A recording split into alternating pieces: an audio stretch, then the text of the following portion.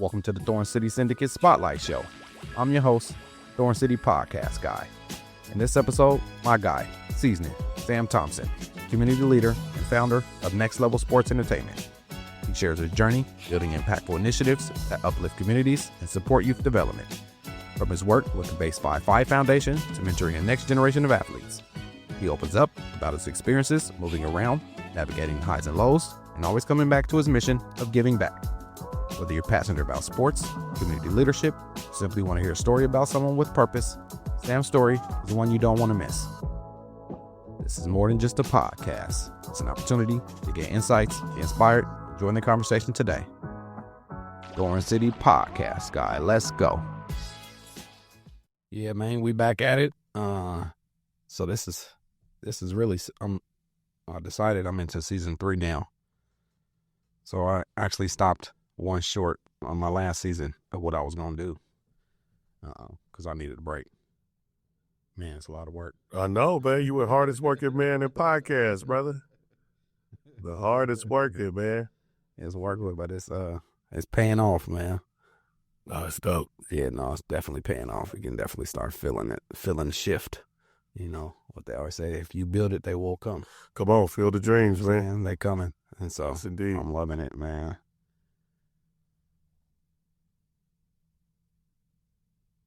Ain't nobody else really out here doing this like this. No, not to this level. Mm-mm. You guys' quality of production is set up. This is unlike anything that's going on around here at all. I love it. Yeah, I think it's dope. Right on. How we look? We good? Okay. So yeah, we gonna get right into it, man. Okay.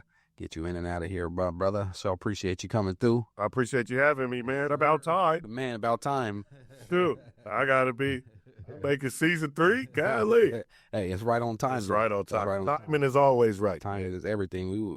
It's some stuff you wouldn't have been able to talk about. Yes, sir. Wasn't going on yet. That yes, we sir. can now talk about. Yes, sir. So yes, sir. Welcome to the Thorn City Syndicate Spotlight Show, where we network and build connections through interviews and discussions. I'm your host, Thorn City Podcast Guy. This episode is brought to you by GMP Podcast Group. Make sure you visit www.thorncitysyndicate.com. Click that link at the top of my page. Take you to my fan page. I had a guest, Pat Chung. He's the founder of Fans List in my last season. And so I got a fan page over there. You can leave text messages, voice messages. You can leave a tip for a brother. And I got some perks over there I'm working on. So go check that out for me. I appreciate it. Today, I got a really special guest in the spotlight. My bro, Sam Thompson. People know him as Seeznin. He really could be the mayor around here if he really wanted to. I promise you, if he ran, he would get elected. Oh, man.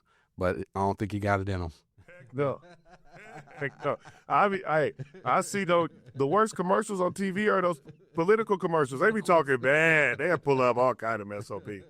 Yeah, I'd be embarrassed. So yeah, man. No, Sam does a lot of great work around the town, man. He's the number one community leader, if you ask me.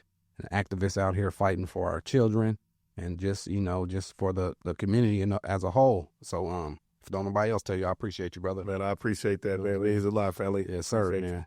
Love seeing what you're doing over here too, bro. Keep it up. I'm honored to be here today, fam. Man, I appreciate it, man. Like you said, it's been a long time coming, overdue, but we make it happen. Yes, indeed. Man, so we're going to start from the beginning a little bit. I've had plenty of conversations with you over the years. You told me about, as a kid, you moved around a lot. Yeah. You went to, 13 different schools? Yeah, man. Man, so how did that shape your ability to connect with different communities and influence your passion for working with the youth? So for me, like I said, we moved a lot. So as a kid, I never lived in the same place for like more than a year. Ever, from kindergarten to my junior year. My junior year, we actually lived in the same crib for a couple years. So that was the first time. So moving around like that and always being the new kid, you adjust. You learn how to be social. You learn how to fit in. So the thing with me is the way I am now is the way I was as a kid. So it helped because I always had to make new friends and establish myself in new communities. And so that was the good part of it.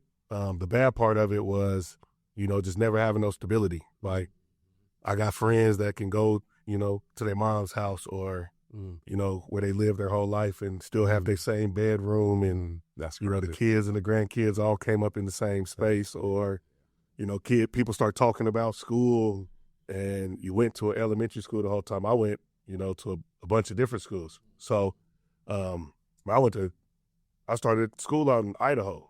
I lived in Pocatello, Idaho in kindergarten. Really? Yeah. That's crazy. I lived in Pocatello, Idaho in kindergarten. Then we came back to Portland. I moved to Big River, California in 3rd grade. I was there for like half the year. I moved back to Portland, stayed here. I did my first 2 years of high school in Memphis. So, Damn, I didn't know that. yeah. So it's like, I made an impact when I came and went to Grant, but I didn't go to Grant for 4 years. I went to Grant for 2. So your junior and senior year? yeah, my junior senior, that's when I went there. So that was good to me. Like, it helped me with my interpersonal communication skills and being able to adapt to any and every situation. And it helps now as an adult. I know everybody. I went to school with everybody at some point. You know what I'm saying? So I went to school where we lived in the same apartments or, that stuff. So that was cool. Yeah, no, that's tight. Man, I didn't know that. That's crazy. Yeah. People think that they was like, yeah, man, I've been right first. No, I wasn't there. No, I wasn't there. I wasn't there. It wasn't Lying. me. Is you lying? I fell. I came back. I actually moved back here to end the sophomore year and went to Jeff for a couple months. You went to Jeff too? I didn't know you went to Jeff. Yep. And moved back. That's crazy. February of 97. Man, I couldn't go to Jeff if I wanted to. No. My mom said no. No, those 3 months I was at Jeff was enough. My mom said no. Don't even ask to go there. She said It was popping. She said no, you're going to Benson. Yeah. And back then when I was at Benson, they made you apply.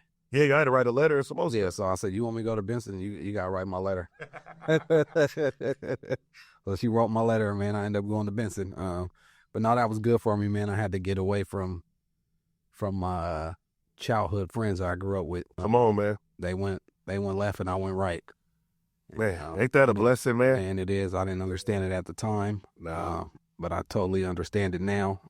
Thinking back, it's crazy. So my grade school best friend, Kenny Wayne, he got killed in my freshman year. Yep. And then my middle school best friend is in jail for murder. That's crazy. Ain't that crazy? That's crazy. I was just talking to my partner Troy the other day and just thinking about our little crew from 5th grade. And then just looking and seeing where everybody is now and, what's going on with folks. And it was a simple decision. One day we were up at Alberta playing Crunch and in the summertime, and every time during a certain time, the gang of that park would show up. And so we just get our basketball, go across the street, sit on Troy porch till they leave, then go back and play basketball some more. But one day, one of our friends stayed. You know what I'm saying? And we watched him. You jumped in. And from that day, man, like, he was with them. And they never came back. They never came back. High school, then, spent his majority of his life in and out of jail, man, just off of that one decision. Now walking back across the street with us. So, yeah. Shout out to moms for making you go over to Benton, man. Yep. That's crazy, man. So you got a lot of stuff going on, brother. Tell me about Next Level Sports Entertainment. What inspired you to start that, and how'd you become involved with the Base 55 Foundation? Okay, so and the elite Mike James Elite AAU program that's coming up too, right? Yep. Yeah. We're right in the flow of that. We're about to start playing games here pretty soon. So just Next Level. Next Level started out. And shout out to Mike James too. Shout out to Mike James. He's on a GOAT trajectory himself for sure. They just beat Maccabi Tel Aviv today. He balled out 17-7, played well. Just fresh back out for 4.5 months out, back surgery. It looked like he ain't missed a beat, so that was dope. So Next Level actually started because I had, I used to throw parties and all that stuff. And so it had got to a point in the city that if I said Seeznin was throwing a party or Sam was throwing a party, the city wasn't cool with that. It wasn't cool. It wasn't cool. We mean like the city of Portland. The city of Portland, the police, those people. City Hall. Wow. Yeah, they wasn't feeling that. So you had to say. So I created a next level thing. There you go. And so that started off with me and Kendall throwing some parties. Mm-hmm. And then I had been, going back and forth up to Seattle, throwing parties, doing the I-Fight Challenge and stuff like that. And they used to do this tournament called the Rip the Cut. And it was a tournament during Memorial Day weekend where all the pros and everybody from Seattle would come together, put some teams in, and play in this tournament for the weekend. And so I decided one year that I wanted to put a Portland team in. And so when I put the Portland team in, they asked me what our team name was, and I was like, we Next Level. Next Level. And so from there, it grew. Our second year, we went out there, we won. The year after that, we were able to put the first Portland team into the Jamal Crawford Pro-Am. And so that's how the whole Next Level sports thing came about. It was from the necessity of me changing the name so I could throw some parties. And it turned into some basketball stuff. And so, so shout out to the original Next Level sports dudes. Kalanji Paschal, Dante Bryant, Antoine Williams, Nick Green, Kevin Ford, Josh Turner, Mike James. That's the original group. Brian Morris. That's who we went out there and built this Next Level stuff with. Tight. That's my dudes. Nice. So what's the base 55? I said 5-5. Base 55 foundation. So with doing this work in the community, I've been able to build relationships with a lot of young men through SEI basketball camp, working for SEI, doing this stuff in the community. And Mike James was actually one of those young men that I was able to build a relationship with. And as he transitioned from college into the pros, I've been able to assist him on his journey with that. And so he's getting towards the end of his basketball career. And that transition of figuring out what you want to do. What's next, what's next is a real one. And so we started having some conversations about that because you go from living a certain lifestyle to coming back and being normal. And it's all he known his whole life is basketball. Yeah, that's it. Nothing now else. It's over. That's how you become great. You know what I'm saying? Yeah. And so I understand what that transition is going to be like. And so we were having some conversations and about just what he wants to do. And being of service is a huge thing. Like I've always said with them, everything I do for them young dudes, I did it out of just genuine love and wanting to see them win. And my payback from them was I don't want nothing. I don't want no money. I don't want anything like that. I want you guys to do what I've done for you for somebody else. And so part of that is being of service. And so the Base 55 organization is an organization that Mike James is starting, that I am going to be the director of, where we are going to be focused on community-based opportunities of service. So being able to put together community events, give back to, I don't like saying underserved, I don't like saying underprivileged, I just like saying people that in need of some extra love. So the Base 55 organization is going to be the umbrella that we run all of our opportunities of service events through. So our backpack event and Thanksgiving and Christmas and all of that stuff. Base 55 is going to be the hub of that. And we'll have a part of that will be our basketball team as well. So that's our Mike James Elite. Yeah. Oh, that's tight. Man, well, I'll be out there if y'all ever need a top flight official. Man, you the best referee in the city. I give you a problem, man. I give you trouble here. Don't be you. I don't never be mad at you. I be who be with you, man.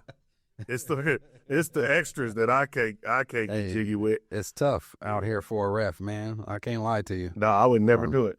But I got a different. I think I take a different mentality and aspect than a lot of officials. And so I just like to stay out the way, man. Yes, you don't take it personal. You know what I'm saying? It's not personal. It's the game. It's not. If I yell at you at a basketball game, we still gonna hang out afterward. I'm not mad at all. It wouldn't be just basketball without that. Yeah. And it's like. Yeah, so we actually started Mike James Elite.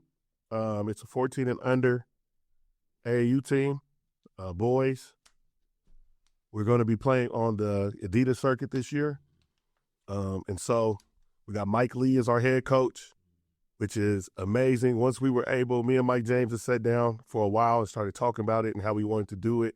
The reason that this all came about was, we've been thinking about it for a long time. And there's been a lot of good AAU programs that have been doing a lot of good work. So shout out to all of them. But we just thought that we could be able to add a different element with Mike being an active basketball player right now and having that influence and being the guy for our city right now, him and Peyton Pritchard, that all of the kids know as a basketball player. Yeah. It was just a perfect opportunity to put a team together. We didn't want to create something too big that we couldn't manage. So we wanted to start off with one team. And so that's how we ended up with the 14U. So for the last 6-7 years, me and Andre Lawrence have been running the SEI basketball camp. Oh, tight. I didn't know. Yeah. So the last 6-7 years, we've been doing that. And our middle school has been our largest. Once kids get to high school, they start getting too cool. They ain't like how we were first and others. They ain't how we are. We were excited to go to SEI. Wanted to be a part of that. They've gotten to a different level of that, and so we don't have the same reception in high school, but in middle school, it's huge. Yeah, we have a very, very talented base of middle school kids. So we just decided to start off our first team with these 8th graders, follow them all the way through, and build it with them. So that's exciting. Nice. That's tight. So what advice would you give young athletes who's struggling to find their place either in life or on the court? I think that you use sports as a tool to gather different skills that you're going to need for life. Sports could never be the end-all, be-all for anybody. I think that's something that we struggle with kids because kids show a talent in something early, and then we make that become their identity. And then when that thing doesn't work out, they don't know who they are. So use sports for what it is, an opportunity to form friendships, develop life skills. I say play everything,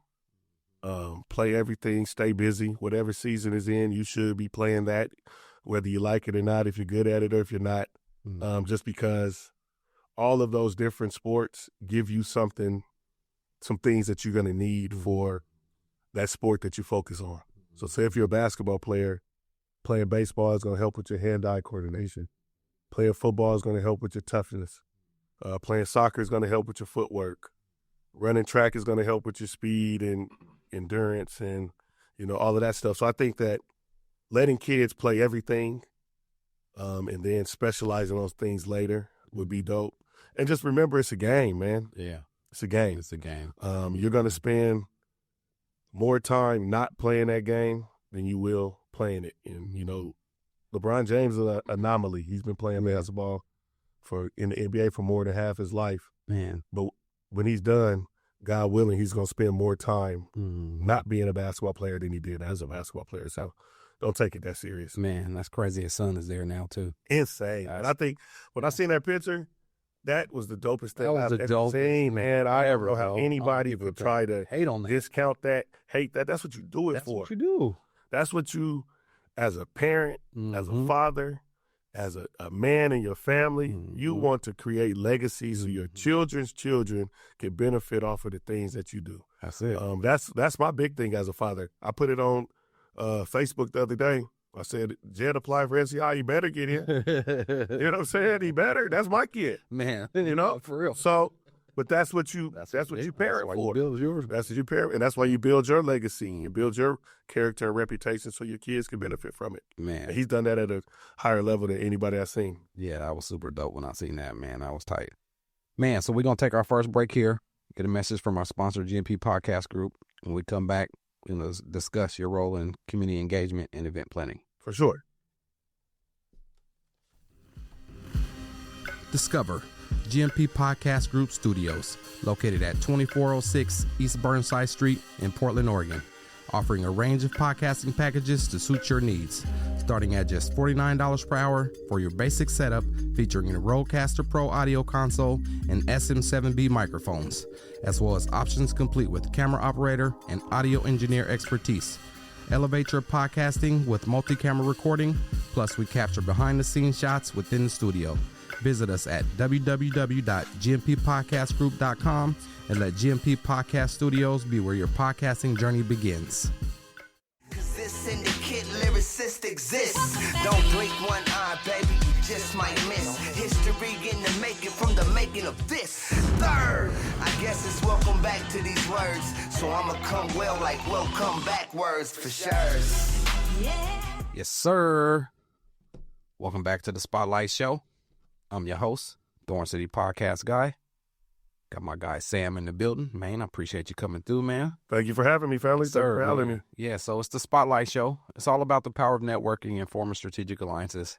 That's why I started the show, man.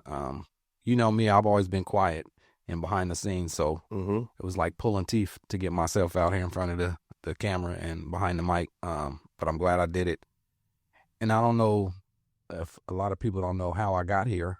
I don't even know if you know how I got here. Nah, And I really don't know how you got into this. I know how you got into the cameras and management and all that stuff, but I don't know how you got into this. You know, this because like you said, our whole life, bro, you've been quiet. You know, so so it's actually dope and refreshing to see you on this side of it and doing it. Yeah, right on. Yeah, shout out to you for that, man. So, you know, it really all started with Third, my boy Roy. You know, my best friend Roy. You know, he was doing bad at a moment. He got caught in that fast life. You know, he did the music growing up. A lot of people don't know about pros and cons. Come on, I hosted their first concert down at the 13th floor. And I don't think a lot of people don't know that they used to sell out the Roseland without no headline act. Man. So I was around the music stuff, but he got caught in the fast life. It was a lot of local music going around at the time, and I didn't have no Third Twin music. You know me, I'm biased. I think he better than everybody. And so I said, man, I need some new Third music. I'm gonna pay for my own damn album. All right, let's get in the studio. We're gonna do some new tracks. So that's what we did, man. We got in the studio. We started recording. We did some shows. We traveled and we did some shows. And you know, shortly after doing that, it kind of clicked, and it clicked to me that this is something he needs. You know what I'm saying, to get his self back right. So I used that to help him, you know, get his life back together in a sense. So we traveled, we did the shows. I needed a music video. And that's when, you know, Plus, Mike Harrison, that's who signed Roy when he was 14 years old to his first record contract. I went to Mike because I knew he did work with Roy when I needed a music video. And he introduced me to Justin, my partner now, my business partner now. And we needed the music video. We did a couple music videos. But the one is the honesty. The honesty is how it all started. That was where it all started, man. When I seen that he was actually in his nephew's garage, and he just rapped that verse. You know, his nephew was recording, and his nephew posted it, and I seen it. And I was like, damn, man, my bro's going through it, man. I got to do something. Man, and so when we started doing the music, I said, this is it, man. So we did that honesty music video. We introduced some film festivals. We won a few awards. Across the country, internationally. We got to travel to some film festivals. My first trip to New York was because of the film festival. We went to the hip hop film festival out there. That's dope. Man, it was super tight, man. And then shortly after the video, Roy, he disappeared on me again. Yeah. And he hit me a couple months later. Like, man, I went and got clean. Got himself together. Got himself together, man. And he's doing so amazing right now, man. Man, I'm so proud. Shout out to all the work he's doing over there at POIC. Yeah, that's great. Yeah, man. We had the opportunity to work real closely over the last couple of years, man. And so shout out to him, man. So you talking about a 360, man. That's what he did. I'm so proud of my bro, man. He's getting married next year. Oh, wow. He done bought a house. He got his license back. I don't know if he ever had his license. Yeah. Now he's legal, and he's an upstanding citizen now. Come on, man. Man, so that's really all I ever wanted from my boy, man, when we started that music. I do have a full album. We did put out an EP. I got a full-length album that's done that I've been holding on to because I do have a documentary in production.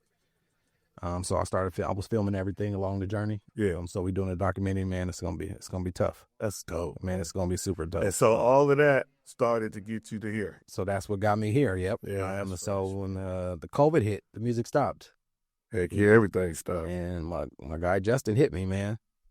He was roommates with Tim James, the Health Hero, one of our podcasts, the first podcast we did. He was doing with him, and his business wasn't doing good.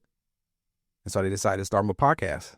And so he hit me up and was like, man, we should really look into this podcast and stuff. Because we did some podcasts and stuff before with somebody when we was up there with Mike at Plus. So I was like, yeah, man, let's get into the podcasting. So I said, if we gonna really do it, let's get a building, And so we found this spot down here, 2406 East Burnside Street, GMP Podcast Group Studios.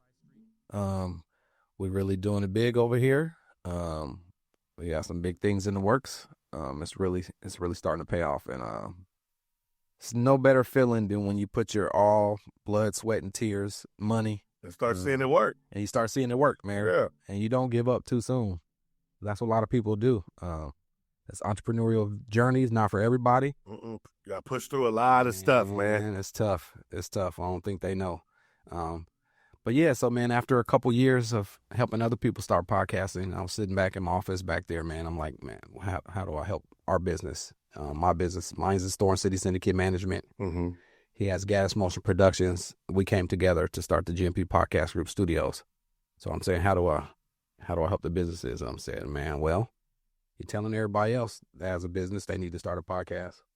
You probably should start a podcast. Yeah. So I said, fuck it, man, I'm going to do it, man. And so I said, come on, bro, let's do it. I'm doing it. And man, I just did it. And we here, man. That's so dope. Man. That's so dope. Man, it's been tight. It's amazing that the idea and the passion of helping a friend turned into you finding your entrepreneurial spirit. That's dope. That's the universe. That's God. That's how things happen. Man. So that's dope. Yeah, so man, I'm loving it. I ain't gonna say never, you never say never, but I refuse to punch a clock again. Yeah. Yeah, I'm in that world now. And guess what, man? People listening, it ain't cool. There's a lot more times, man, struggling than it is winning.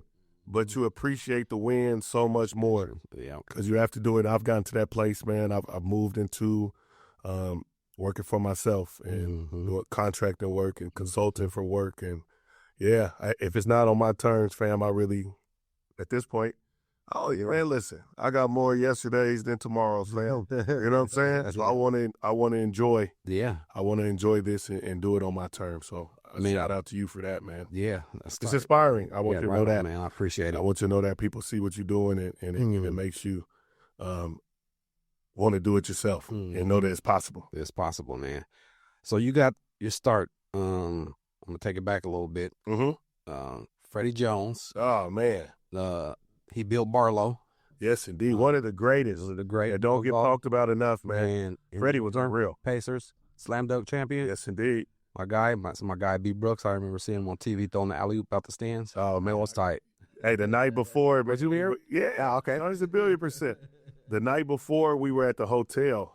We were all in my room and figuring out, because Freddie didn't have no dunks. He didn't know what he was going to do. He didn't know the night before? He still didn't know the night before. So he didn't practice none of that? He didn't practice any of that. That's crazy. We didn't ever have a time to go to the gym and practice no dunks. We sat down. Matter of fact, I'll tell you exactly who it was. It was me, B. Brooks, Andrew Colas, of Colas Construction, who's out here killing everything. I see it. MD, Mark Damone, Mark Daniel. My guys. And Freddie.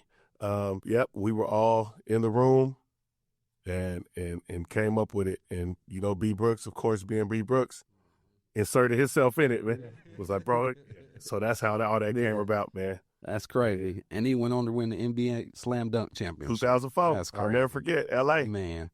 So when you was out there, you moved out there with Freddie when he was out in Indiana as a pacer. And so that's where you started the event planning and promotions? Yep. So crazy story. I actually just told this story not too long ago. So that summer, it was the summer of 2003. It was after Freddie's rookie year. I had just finished up my last year playing basketball. Well, not my last year. I was going into my senior year of playing basketball. I just got back from San Diego. So that summer, we were all working out and just kicking it all summer. So me, him, D. Nate, Allie Scales. So we were working out, hooping all summer. And so as the summer was coming to an end, I had a decision to make, like where I was going to go to play basketball. And school wasn't my thing, bro. I didn't want to go to school. And so Fred offered me and Dennis the opportunity to just come out there with him and work out. Shout out to D. Nate, man. Yeah, so we ever too. We originally went out there. It's actually September 2003. We went out there just to go, help him get ready for the season. And so while we were there, this is back in the day when they promoted all the parties on the radio. There wasn't no social media. Yeah. It wasn't none of that. You had to get on the radio. Yeah, get on the radio. And then you had to do radio spots. And so there was a radio spot of a party at this place called the Mecca. And on it, they were talking about all the Indiana Pacers being in the building. They said Freddie's name. So we was like, okay, well, we got something to do tonight. So we went down to the party, and when we got there, they was trying to make us pay to get in. And I was like, he's like, bro, I don't know these people. They just be saying we going to be like this, so we know. So, you know me, the light went off in my head. I'm like, I know all y'all. Yeah. So if anybody going to be throwing parties and saying y'all going to be there, it's going to be me. Yeah. And so I was opportunity to hook up with this dude named Amp Harris. Amp is the largest promoter in the Midwest. He's still doing his thing at a really high level. Got with him, started throwing a couple parties, and the rest was history. That's how I got into it. So I started in Indiana. I was in Indiana from 03 to 07. I stayed there. Fred got traded to Toronto. He signed with Toronto in 2006. But I stayed in Indiana because, things was cool. And I was with this girl, and she had to, you know how that be. That's what got you. You gotta be lost in the sizzle. So I stayed for another year, moved back here in May of 2007, and the rest was history, man. Jumped right back in it and started making some stuff happen here locally. Yeah, the parties, man, I've been to quite a few. Hey, man, we had some legendary ones, Man, I tell you, times was had. I'm just so you know what I'm sad about, fam, is that these kids won't get to experience what we got to experience when we were in our 20s. They can't, no. Where it was every day, it was something. Think about that. You know what I'm saying? It was Mellow Monday. It was the Refectory on Tuesday. Man, I was just thinking about Wednesday was where was the one place? It was some on Wednesday. Thursday you go to the Cattle Company, or you could go out to the spot all the way out there by Jiggles. Fridays it was something else. Sundays it was the Tonic Lounge. Like, it was something to do every single day, man. I remember it was a point in my life where I was out every day of the week. And you could go out with $20 because we went to the club when it was still $5 you call it. You had $20. You got there at 9 o'clock. By 10, you was loaded. Man. And you could, but now we're in the era of buying tables and getting sections, and it took away the experience, man. That's not even fun. And so that's why I got out of the party world, man. It's just, you can't even talk. It's hard. You can't even talk to females. You can't even, if you don't. So I seen this.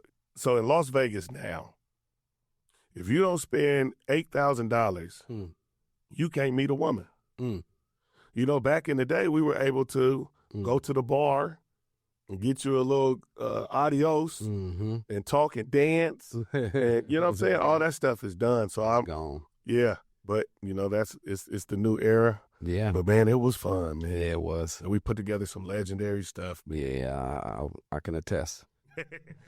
It was good times. How'd you transition into the community work, man? We can't go into all the community stuff you've done because you've done a lot. But can you tell me a few of the successful marketing memorable events you've organized?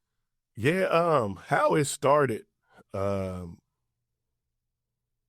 is I was working at SEI at the time. I moved back. Like I said, I moved back to Portland May of 2007.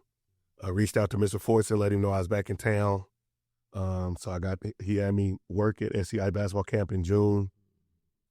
In August, I was over by SEI on the block chilling with my partners. And OG1 drove by. And I hadn't seen him in a minute. OG lived across the street from me when I was a kid. When he initially got married, he lived right across the street from me when his name was David. And he was doing Campfire. I was one of his original Gang Peace kids. And so hadn't seen him in a minute.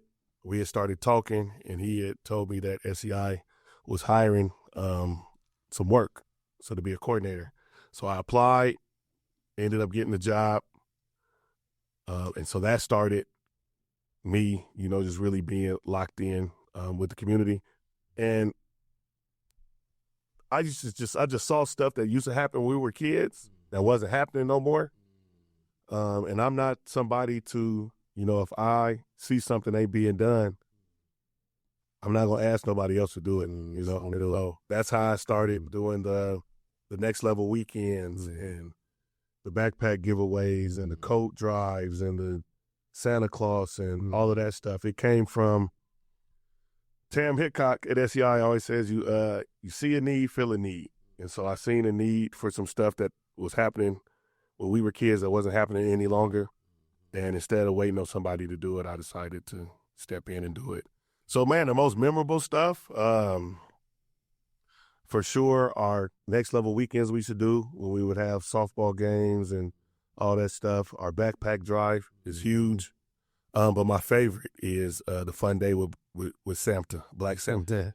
So where I get to dress up as Santa Claus, take pictures with the kids. Shout out to Duran with Supreme Optics, taking the picture. Shout out to the Buffalo Soldiers and Toys for Tots for donating toys to us every year. So that's my favorite. And so once that started, it becomes an expectation from the community. So just keep it going. Yeah. So we're blessed for it to continue to grow and grow and grow. And here we are now with Base 5-5, being able to take these things that I started off, when I was making $30,000 a year and figuring it out, to be able to grow all of these community works that we're doing now. Nice. So what's the mission of Base 5-5? Base 5-5 is to provide communities in need of extra love with opportunities of service, to let them know that they are loved, right? And so being able to put together events for the community to come, number one, benefit from that event, but also be able to give to that event. So it's both sides. I know a lot of people want to be of service. A lot of people want to help, but they don't know how. And they're not going to take the initiative to do something. But if you ask who's here to volunteer, who's here to put some money into this, people are very, very receptive with that. They just need to know what it is that they're doing and have something to put their energy into. So that's what we want to do with Base 5-5. Nice. Oh, that's tight, man. That's tight. For sure, for sure. Well, we'll be looking forward to it, man. People don't appreciate you enough. And I appreciate I'm here to tell you, man, you more appreciate it than you know or you probably even hear about. I really appreciate that, man. It feel good, man. Like I was talking to Lalu about this the other day. We make a decision to step into the roles we step into the community. It's a decision that is made with that. Sometimes that decision is forced. Sometimes that decision is because you see some things not happening, but you make the decision to be of service. And so in doing that a lot of the stuff is thankless, you know what I'm saying? And when it's going well, you got the full support of everybody, but when it's not going well, you don't. And so I seen this thing the other day. It said 10% of people love you no matter what you do, right? 10% of people hate you no matter what you do. And 80% of people determine how they feel about you by what you do. You know what I'm saying? And so I just want to focus on my 10. The 10. You know what I'm saying? And continue to do for the other 90. Man, that's it, man. That's tight, man. We're going to take one more break here. We get a message from our other sponsor, Thorn City Syndicate Management. When we come back, we're going to discuss the future of the Pro-Am basketball. Yes, sir. What's your vision? Yep. Introducing Thorn City Syndicate Management, your solution for brand management, social media promotions, digital content distribution, and podcast production. From shaping engaging content that resonates with your audience to amplifying your brand's reach through podcasting. We're your partners in driving success. We offer free strategy sessions and leverage our recording studio and personalized strategies to establish an online presence. Your brand's journey to the top starts with Thorn City Syndicate Management, where innovation meets results. Contact us now at www.thorncitysyndicate.com to embark on the future path of transforming your brand's future. This syndicate lyricist exists. Don't blink one eye, baby, you just might miss. History in the making from the making of this. Third, I guess it's welcome back to these words. So I'ma come well like welcome back words for sure. Yes, sir. Welcome back. That's one of those unreleased tracks off that Third Twin album coming, History. And he's so tight, man. Man, he's so tight, bro. I just remember when we was 15, 16, 17, and he was putting stuff together, like, and then saying stuff that was Portland. Yeah. You know what I'm saying? To where we're like, oh, Yep. I know exactly what you're talking man, about. I blame him and them, pros and cons and them, for, us not having nobody that's like really on. Man, you know what, man? Supposed to get on, man. So I've been blessed, man, to host stuff all over America, big concerts and comedy shows and all that. But I literally started and had my first opportunity to host a concert for pros and cons, man. I'll never forget it, at the 13th floor. They had real fans. They didn't have partners. They had fans. They had fans. I'll never forget, it was me and D-Knot. Oh, shout out to my man. Yeah, rest in peace, man. And I hosted it, bro, and that was the first time that I got up on stage. I'll never forget, 1998. Got up on stage and, cracked jokes and hosted and did all that. And I said, oh, yeah, bro, this is what I'm going to be doing. Yeah. And it started off all with pros and cons, man. Shout out to all of them. You talking about? I just talked to Lance the other day, man. Okay, yeah, I was with my nigga Los this weekend. Getting out. My nigga Los doing good, man. So Proud of grateful him to see, man. But yeah, man, pros and cons. You talking about a time being had. They were celebrities. Man. They were celebrities. And boy, the way they had them Central Catholics pulling up, boy. Man, it was different. You know what's crazy? You talking about Los Central. It's a lot of kids that wouldn't be at Central right now. Whoever for them. I tell people that. I said, man, it wasn't a lot of us. No, going there. Central. Nah, it wasn't. And they was the dudes that went over there and really Yep. made it cool. Made it cool, because first that was just if you wasn't playing something, you wasn't going there. Yeah. They and them doing that and they made it cool. That's sure. Man, that's crazy. So, man, the Pro-Am, man. I've been the Pro-Am Summer League. Is it going to still be at Park Rose? So, no. Maybe? So, the no, Pro-Am, we're going to be transitioning. All right, okay. So, I've been reffing the last 3 or 4 years, I guess. And, man, you talking about good times and fun times. So much fun. And me and Sam clashing on the court. And good basketball terms. For sure. For sure. Hey, man, that's some of the funnest. I'm glad I became a ref because I have so much fun. Yeah. Being in the game of basketball and seeing the kids grow up and go from 4th grade to playing in the NBA or overseas. Ain't it crazy? It's a trip, man. And they all remember me, too. Yeah. Ain't it crazy just to watch the development of these dudes, man? Man. Or then seeing people you grew up with on the sidelines coaching. Mm-hmm. You know what I'm saying? Yeah. Like, and it's like really tight. Yeah, so no, man, So, yeah, tell me about what made you decide to want to take it over? So, when we decided to get into this AAU stuff, of course, the first person we went to go have conversation with was Kanan. Kanan, that's my guy. Shout out to my guy. Kanan, that's my guy. That's another dude. He was on that same block with OG1. He was my neighbor 3 houses down. He always take care of me. Yeah, so he's somebody that, I've always respected, always had love for. One of my big bros. And so he's been doing the Pro-Am. And so we were just having conversations as Mike has evolved as a basketball player. Our involvement with Pro-Am grew. And so we just went to talk to him about AAU. And so we had an idea about some stuff that we wanted to do with AAU, some things we wanted to do with the Pro-Am, some things we want to help out with, just with Portland basketball. Just where we're seeing where Portland basketball is right now and some things and some adjustments that we can make to help it out. And so we were talking about that.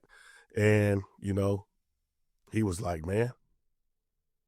So the original plan was for me to spend this summer interning, kind of learning what it is, the behind the scenes of how to run the Pro-Am, and then eventually taking it over in 2026. But he fast-tracked that. Oh, damn. Yeah, he fast-tracked that and said, nah, fam. It's yours this summer. Oh, wow. Yeah, so that's a lot. It's kind of scary with that because you are in control of what summer basketball looks like for your pros and college guys. But I'm excited about it because there's some things that I saw that I loved that they were doing. But there's also some things I think that we can add to help it grow nationally. And so one of those things is being able to parlay some of our relationships that we have in the pro basketball world and getting more pros to come back and play. Yeah. Putting together specialized games all-star games, bringing back the Portland and Seattle rivalry, showcasing and highlighting kids, AAU teams during the Pro-Am as a prequel, to some championship games and things like that. So really excited about that. There's going to be a lot. Donnell is not going to be at Park Rose any longer. Yeah, he told me he was leaving too. This is last year. Man, that's crazy. So now we're in the works of bringing it back over, to the NE. So God willing, we either gonna have it at the Sal or Sal. The Sal. Yeah, I would love to have it at the Sal. That would be dope. I think if we could get it at the Sal. Talking about bringing it back. NBA court, bringing it back to where, man, come on, you remember us being kids, man. Man. And going there when Mr. Pittman was running that joint, man. And I'll never forget 1995, July 1995, Damon Stoudemire just got drafted by the Toronto Raptors. And he came home to play in Pro-Am. Because remember back then, they used to have the stats in the newspaper. Yep. And Jerome Kersey and Cliff Robinson and all them dudes played. And I never forget Damon and Terrell. Oh, they went at it already. Yeah, with Terrell there, and that's when we said, well, Terrell's Terrell. Terrell's Terrell. But Damon was killing too. Yeah. But what TB did that day, I said, man, that I was going into my freshman year of high school, and that it was totally different. Yeah. So I want to bring that back. Yeah, that'll be dope. I want to bring that back. And whatever you do, just keep me on there as a rough. Right now, we are we are right now on the spotlight, and we are spotlighting that Naeem Hall is going to be over the refs. But the good thing that I got with this year, you can't bring some of them niggas back. Hey, you just tell me who you is. can't bring some of them niggas back. I like the dude that'll be wearing the two big shoes. Oh. He cool. Old boy with the bowl cut, though, fam, got to stay away. We might bring our favorite ref back, too. Oh, my God. That's my guy. He's 100%. That's my guy. Yeah. He the reason I came back over there. You know what I'm saying? He came, and then something happened. He had to go, and I stayed.